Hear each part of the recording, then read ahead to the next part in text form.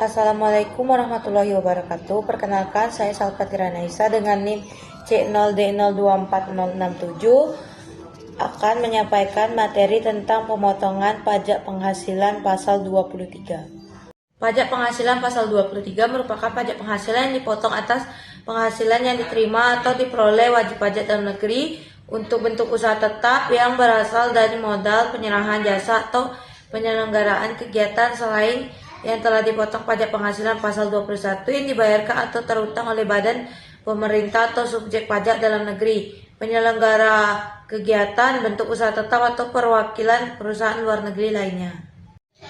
1. Badan pemerintah. 2. Subjek pajak badan dalam negeri. 3. Penyelenggara dalam negeri. 4. Bentuk usaha tetap. 5. Perwakilan perusahaan di luar negeri lainnya. 6. Orang pribadi sebagai wajib pajak dalam negeri tertentu yang ditunjuk oleh Kepala Kantor Pelayanan Pajak sebagai pemotong PPh pasal 23, yaitu akuntan, arsitek, dokter, notaris, pejabat, pembuat akta tanah, kecuali camat, pengacara, dan konsultan yang melakukan pekerjaan bebas. Orang pribadi yang menjalankan usaha yang menyelenggarakan pembukuan atas pembayaran berupa sewa. Tarif PPh pasal 23 sebesar 15% dari jumlah bruto atas dividen bunga termasuk premium, diskonto, dan imbalan sehubungan dengan jaminan pengembalian uang, royalti, hadiah, penghargaan, bonus, dan sejenisnya selain yang telah dipotong PPh yang dimaksud dalam pasal 21 ayat 1 huruf E. 2. Sebesar 2% dari jumlah bruto atas sewa penghasilan lain sehubungan dengan penggunaan harta kecuali sewa yang berpenghasilan lain sehubungan dengan penggunaan harta yang telah dikenakan PPh pasal 4 ayat 2. Imbalan sehubungan dengan jasa teknik, jasa manajemen, jasa konstruksi, jasa konsultan, dan jasa lain selain jasa yang telah dipotong PPh pasal 21.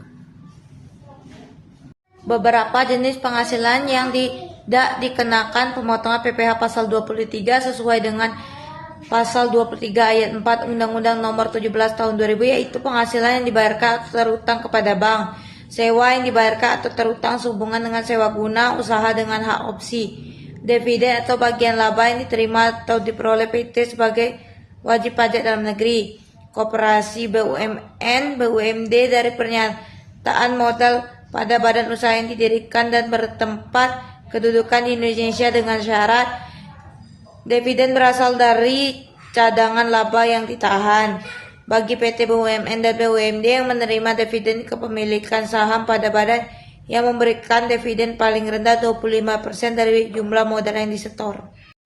Bagian laba yang diterima atau diperoleh anggota dari perseroan komanditer yang modalnya tidak terbagi atas saham-saham, persekutuan, perkumpulan firma, dan kongsi termasuk pemegang unit pernyataan kontrak kolektif.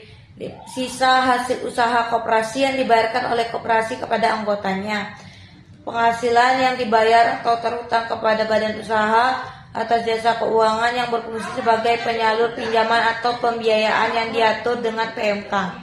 Pada tanggal 10 Mei tahun 2010, PT Sukses Ganjalnya membagikan dividen masing-masing 10 juta kepada 20 pemegang sahamnya. Atas dividen yang dibagikan, PT Sukses gagalnya wajib memungut PPh pasal 23. PPh pasal 23 yang harus dipotong PT Sukses gagalnya adalah 15% dikali 10 juta dikurang 150.000 sama dengan 20 dikali 150.000 dikurang 3 juta.